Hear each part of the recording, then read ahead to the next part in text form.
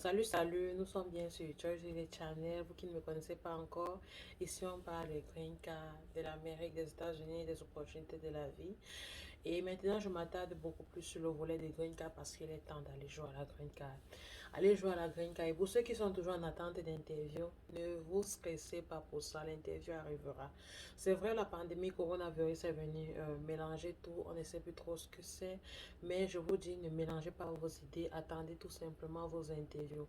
Et pour ceux donc qui sont en train encore de vouloir jouer à la loterie, c'est le moment de jouer à la loterie. Parce que ça a commencé depuis le 7 octobre et ça finit le 10 novembre.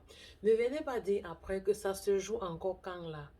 Il y a la vidéo qui dit que ça commence le 7 octobre 2020 et ça finit le 10 novembre 2020. Au fait, aujourd'hui, on parle pas de cette date parce qu'il y a une vidéo là qui parle de la date des dates, de la date de jeu de 2022 et du 2022. Donc, aujourd'hui, je viens, quels sont les critères d'éligibilité, parce que c'est ça là, d'éligibilité, oui. C'est de ça qu'on parle aujourd'hui en fait, comment être éligible, qu'est-ce qu'il faut pour jouer à la green card. Et puis, je vais m'attarder sur ne vous faites pas arnaquer.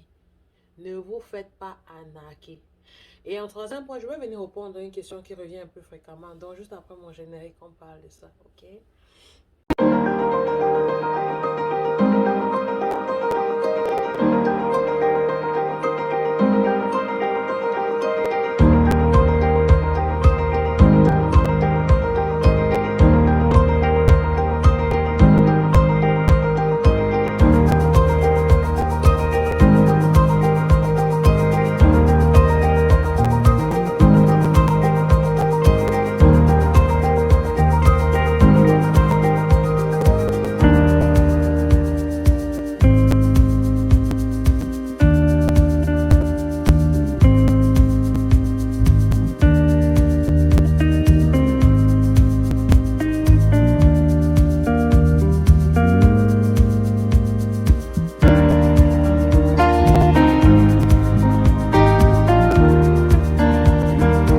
Oh, à cause de problèmes d'huile à les yeux qui coulent.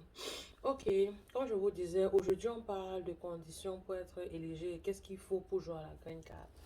Je vous ai dit dans mes précédentes vidéos et je vais le dire parce que c'est une question qui revient toujours et toujours.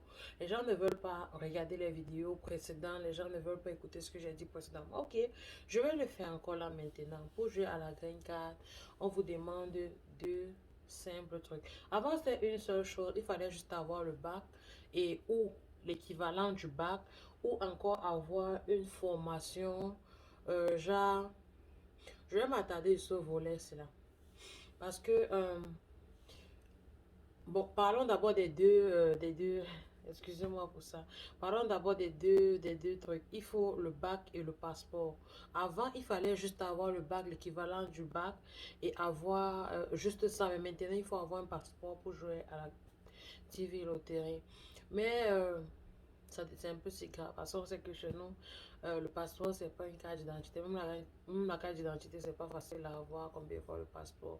Ça, on comprend. Mais ceux qui ont la chance déjà d'avoir leur passeport avec eux, allez-y jouer. Et je vais m'attarder, comme je disais, sur le truc de équivalent de bac. Pour ceux qui ont les diplômes tels que ceux qui ont fait les formations en électricité, ceux qui ont fait les formations en chaudronnerie, ceux qui ont fait les formations en mécanique, ceux qui ont fait les formations en froid et climatisation, votre savoir-faire. Si vous avez une attestation, si vous avez un truc qui prouve que oui, j'ai fait une formation, je suis certifié que je peux le faire, vous aussi vous êtes éligible. Ça, il faut que les gens comprennent. Parce que quand on dit bac, équivalent du bac, c'est vrai, bac, c'est 7 ans d'études secondaires, c'est vrai. Mais aujourd'hui, la bonne nouvelle, c'est que ce que les gens ne savent pas, bien sûr, si tu as un équivalent, si tu as un diplôme qui atteste que tu sais faire quelque chose, tu es aussi qualifié. Donc, il faut ça et il faut le passeport. Le deuxième point, c'est ne vous faites pas arnaquer, maman. La vidéo ne sera pas très longue. Ne vous faites pas arnaquer. Je reçois les messages, je vais t'envoyer mes informations, tu vas jouer pour moi. Non, ne faites pas ça. Je vous en prie, ne faites pas ça. Jouer n'est pas si compliqué pour que ce soit moi qui suis en train de jouer pour vous. Je me rappelle, je vous raconte cette anecdote-là. Je me rappelle l'année où moi j'ai gagné. Il y avait un gars qui avait gagné et qui lui fait savoir qu'il a gagné. C'était le gars, le cyber, dans le cybercafé où il était allé jouer. C'est le gars qui avait gardé le confirmation number. qu'il avait bon, son confirmation number, une fois qu'il avait soumis son application de jeu, c'est le monsieur qui avait gardé. Donc le monsieur l'appelle pour lui dire, ok, tu as été sélectionné, mais pourquoi je te donne ce, puisque c'est le confirmation number là, c'est avec ça que tu dois vérifier. En fait, c'est un processus en fait. Donc pour avoir ça, tu dois me payer 3 millions. Mes amis, le monsieur sait, parce qu'il a les gens qui sont allés en Amérique, il sait de quoi il parle. Il sait que 3 millions là, ce n'est rien comparé en Amérique. Pour ceux qui ont le rêve d'aller à l'extérieur, on ne parle pas ici de ceux qui s'en sortent au pays, de ceux qui veulent faire carrière au Cameroun. Non. On parle de ceux qui veulent aller à l'extérieur. C'est de cela qu'on parle. Donc, du coup, il devait faire quoi? Il n'avait pas le choix. Aller au commissariat, ça devait être un long processus. C'était sa parole contre la parole de l'autre. Donc, ce que je veux vous dire, ne vous faites pas arnaquer. C'est un truc aussi simple que ça. Tu pars, tu joues, tu as ton confirmation, tu fais une photo, tu gardes dans ton Google Drive, comme je disais, ou bien tu déposes quelque part avec tes documents, mais ne vous faites pas arnaquer. Parce que, et ça revient, et ça revient, et ça revient. Véronique, est-ce que je peux t'envoyer mes informations? Moi, tu vas m'envoyer, oui, moi, oui, tu vas m'envoyer, je vais jouer pour toi.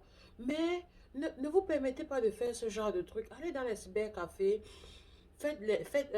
demandez qu'on joue, demandez qu'on joue si vous ne voulez pas vous-même jouer.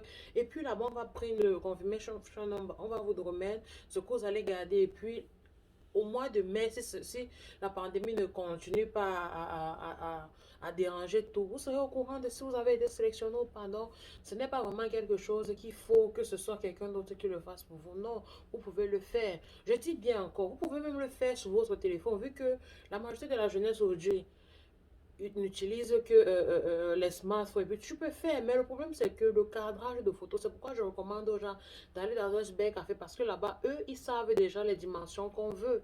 C'est pour ça c'est plus facile. Ce sont les choses de 1000 francs 500. Donc c'est pour ça que je vous conseille vraiment d'aller là-bas. Ok? C'est plus mieux là-bas. Moi, je pense que c'est plus mieux là-bas.